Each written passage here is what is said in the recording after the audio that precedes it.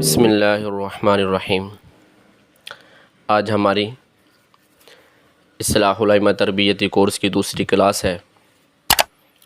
ائمہ حضرات کی صفات چل رہی ہیں کہ ایک عالم کے اندر، امام کے اندر، مدرس کے اندر کن صفات کا ہونا ضروری ہے، تو وہ آپ سے عرض کر چکا ہوں۔ تو ان 9 صفات میں سے دوسری صفت ہے اطاعت الہی، اللہ کی فرما برداری، کہ جو کام بھی کرنا ہے اللہ کی رضا کے لیے کرنا ہے۔ جیسے آتا ہے حدیث پاک کے اندر، العالم اذا اراد بعلمہ وجہ اللہ ہابہ کل شیء، کہ جب آدمی کا علم حاصل کرنے سے اللہ کی رضا اور خوشنودی مقصود ہو تو پھر اس سے ہابہ کل شیء، ہر چیز ڈرتی ہے۔ وَإِذَا أَرَادَ أَن يَكْثُرَ بِهِ الْكُنُوزُ، اور جب اس کا مقصود امامت سے، خطابت سے، تدریس سے مال کی کثرت ہو، مال کمانا ہو، تو پھر کیا ہوگا؟ ہابہ من کل شیء، وہ ہر چیز سے ڈرے گا۔ تو اللہ تعالیٰ اپنی رضا نصیب فرمائے ہمیں۔ جیسے امام احمد بن حنبل رحمہ اللہ کا واقعہ آتا ہے کہ ایک مرتبہ مسجد میں بیٹھے ہوئے تھے، تو وقت کا جو بادشاہ تھا اس کی طرف سے ایک آدمی آیا اور کہنے لگے کہ بادشاہ کے گھر میں ایک لڑکی ہے، اس پر جنات کا اثر ہے، تو انہوں نے مجھے آپ کی طرف بھیجا ہے، آپ اس کے لیے عافیت کی دعا فرما دیں۔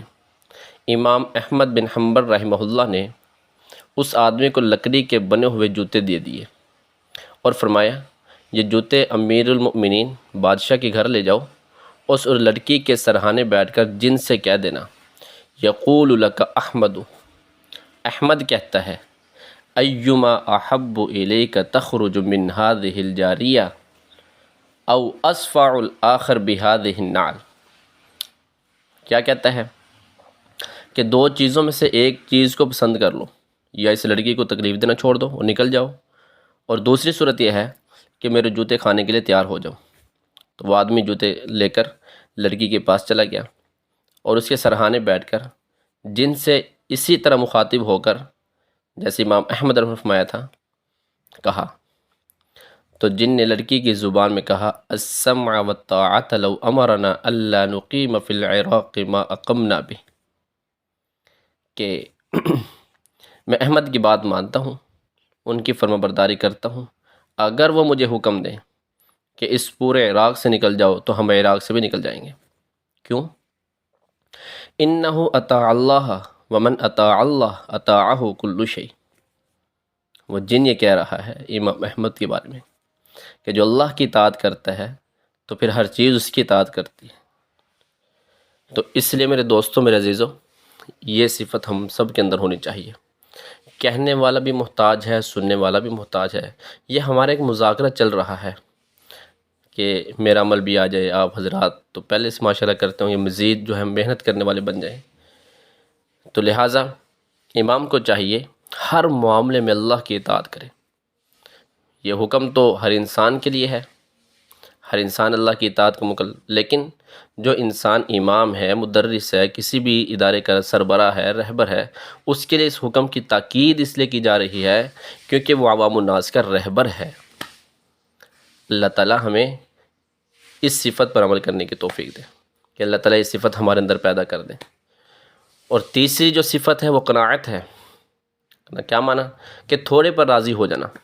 امام کو اپنی زندگی کا معیار ایسا بنانا چاہیے کہ نہ کسی سے بھیک مانگے اور نہ کسی سے قرض۔ جتنی آمدنی ہے اپنے مصارف کو اس کے نیچے رکھے۔ جی ہاں، زندگی کا معیار اونچا کرنے کے لیے آمدن کی ہوس بڑھا کر کوئی ناجائز کام کو اختیار نہ کرے۔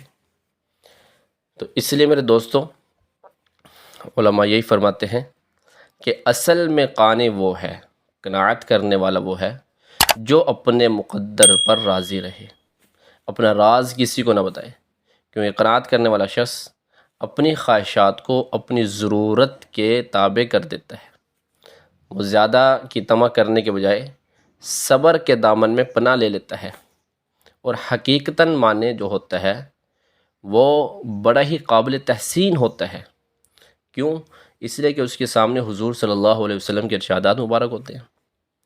جیسے وہ آتا ہے حدیث پاک کے اندر وَإِذَا سَأَلْتَ فَاسْأَلِ اللَّهِ کہ جب مانگو تو اللہ سے مانگو، جب مانگو تو اللہ سے مانگو. وَإِذَا اسْتَعَنْتَ فَاسْتَعِنْ بِاللَّهِ اور جب بھی مدد مانگو تو اللہ ہی سے مدد مانگو. وَمَن يَسْتَعْفِفْ يُعِفَّهُ اللَّهُ اور جو غیر اللہ کے سامنے ہاتھ نہیں پھیلائے گا تو اللہ اسے پاک دامن رکھیں گے. وَمَن يَسْتَغْنِ يُغْنِهِ اللَّهُ اور جو غیر اللہ سے مستغنی رہنا چاہتا ہے اللہ اس کو مستغنی کر دیتے.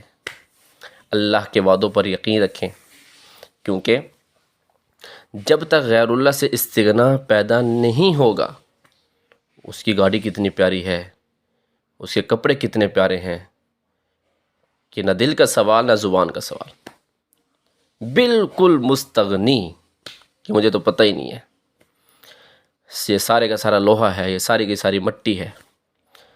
تو جب تک غیر اللہ سے استغنا پیدا نہیں ہوگا اس وقت تک دین کے کام میں اخلاص پیدا ہو ہی نہیں سکتا.